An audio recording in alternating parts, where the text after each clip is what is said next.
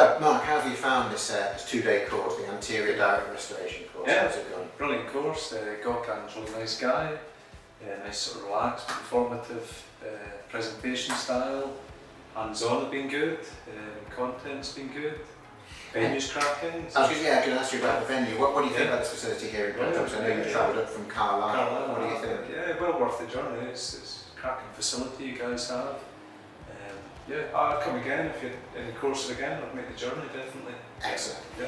Any one thing in particular you've taken away from this course? Anything you're going to do differently when you get back in practice?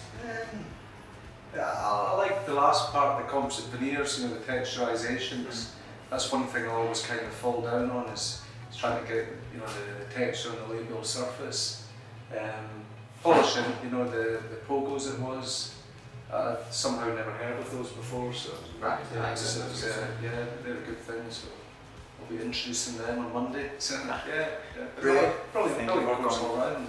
So you'd recommend this course for it? Yeah, 100%. Yeah, very very good. Yeah.